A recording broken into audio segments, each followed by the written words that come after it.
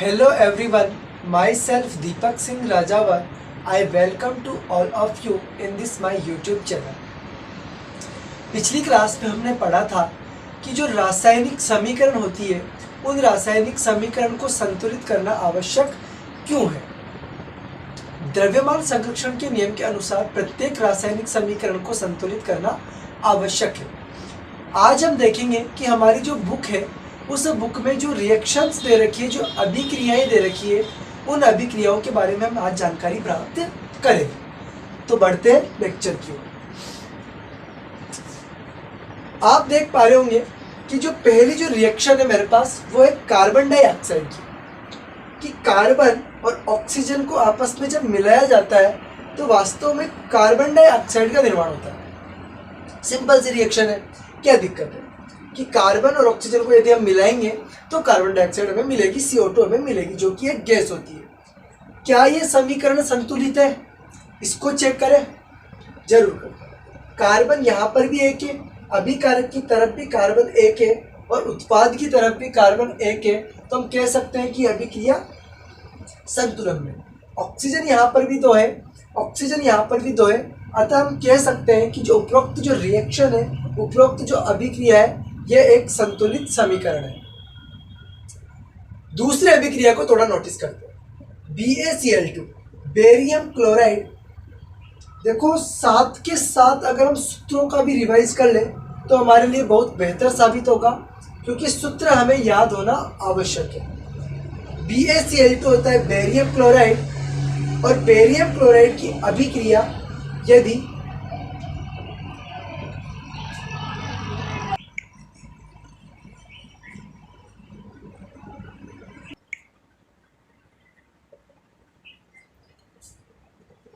Barium chloride की अभिक्रिया यदि Na2SO4 सोडियम सल्फेट इसे बोलते हैं, इसकी क्रिया आपस में कराएंगे तो barium sulphate plus sodium chloride हमारे पास बनता है।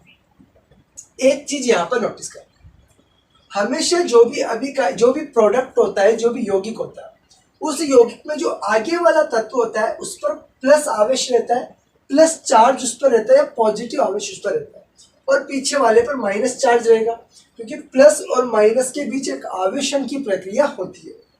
ठीक उसी प्रकार Na और SO4 में वही कंडीशन। जब आप इसका योग करोगे, आपस में इनका संयोजन करोगे या मिलाने की कोशिश करोगे, तो प्लस वाला BaSO4 से क्रिया करके बेरियम सल्फेट बनाएगा, और जो Na है वो क्लोरीन से क्रिया करके सोडियम क्लोराइड, जिसे हम साधारण नमक भी बोलते हैं, उसका सूत्र हमारे पास बना देगा। तो ध्यान रखना है कि साधारण नमक का जो फॉर्मूला होता है वो होता है हमारे पास NaCl। चेक करते हैं यह समीकरण संतुलित समीकरण है क्या।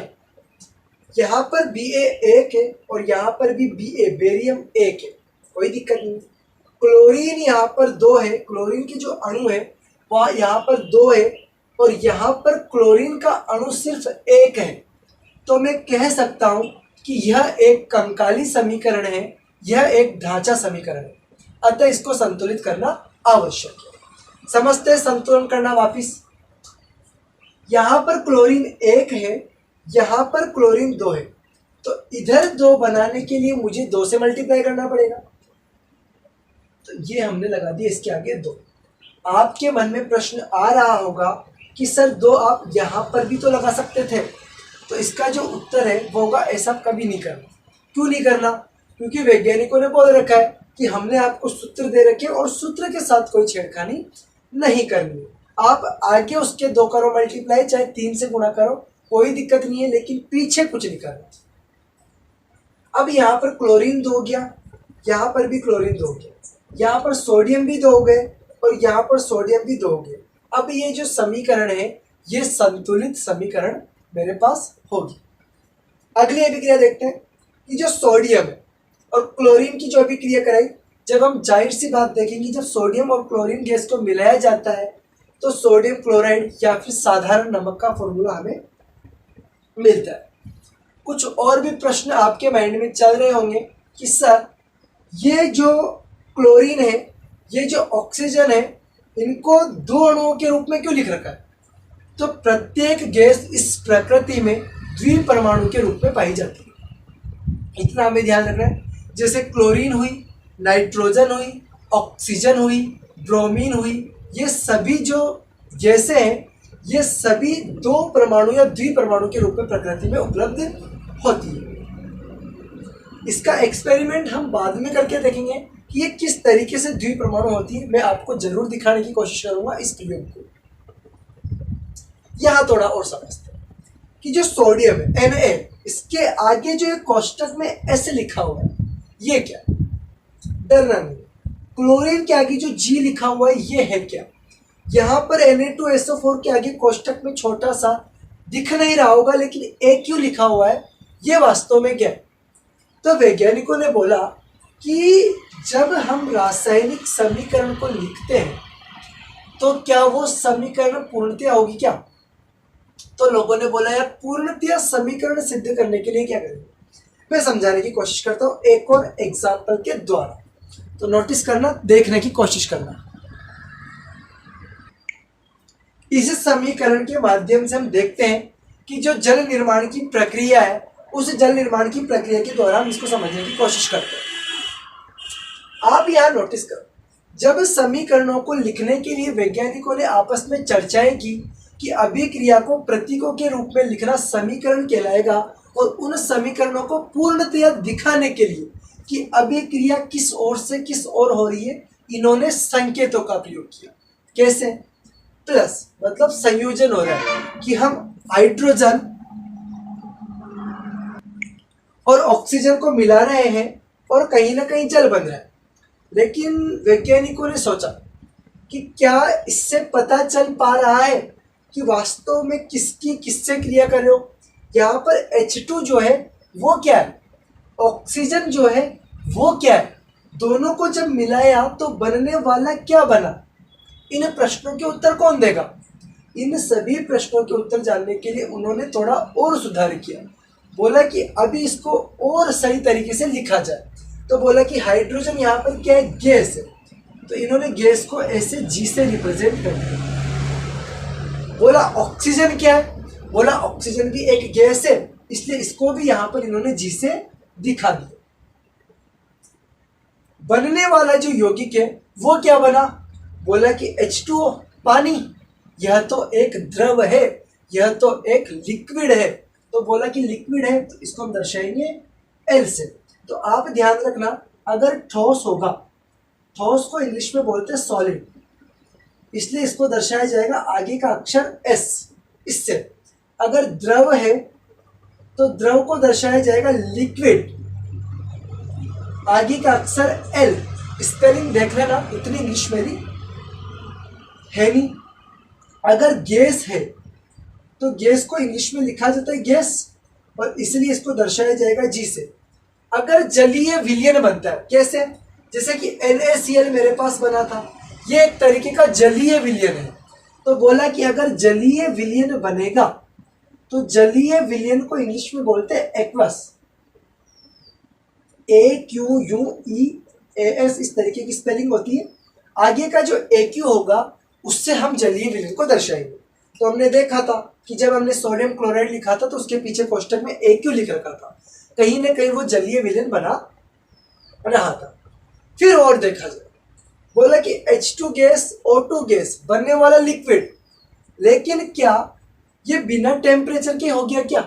कुछ तो तापमान लगा होगा, कुछ तो आपने इसको गैस दी होगी, कुछ तो आपने इसमें ऊर्जा दी डाली होगी। बोला कि बिल्कुल डाली होगी, तो उसको भी दिखा दो, उसको क्यों छोड़ रहे हो? तो बोला कि कहाँ दिखा है? बोला कि जो तीर का जो चिन्ह आपने दिखा रखा है इसके ऊपर आप छोटी सी या कुछ भी चाहे तो उष्मा लिख दो। बोला उष्मा कहाँ तक लिखेंगे? तो छोटा सा ऐसे एक त्रिभुज की तरह बना दो, ऐसे एक त्रिभुज। इसका मतलब होता है डेल्टा। हम समझ जाएंगे कि कुछ ना कुछ ताप दिया है, कुछ ना कुछ उष्मा दी होगी, और जब जाकर वो लिक्विड में चेंज हो गया होगा। तो आशा है कि इतना कुछ आपको समझ में आया होगा।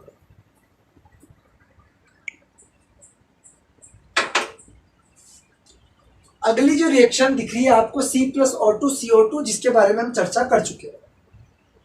हम सारी चीजों को यहाँ पर कवर करते हुए चलेंगे। अब प्रश्न ये आता है कि सर कि वायुमंडल में जो कार्बन डाइऑक्साइड है वो ज़्यादा से ज़्यादा 1% होगी या 0.01% होगी।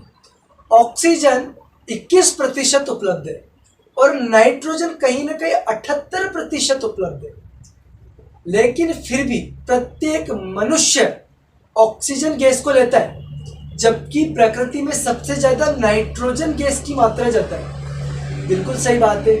क्या कारण है कि नाइट्रोजन सर्वाधिक होते हुए भी मनुष्य की पूर्ति ऑक्सीजन गैस करती है? इसका उत्तर बड़ा खतरनाक है। इसका जो आंसर होगा उसका एक ही जवाब है। तो इसका जो उत्तर है वो बिल्कुल सीधा है कि जो नाइट्रोजन है वो सर्वाधिक वायुमंडल में उपस्थित है। 78% जो नाइट्रोजन के बारे में हम पढ़ते हैं वो वायुमंडल में उपस्थित है। पृथ्वी की सतह पर सर्वाधिक मात्रा में पाई जाने वाली जो गैस है वो ऑक्सीजन ही है।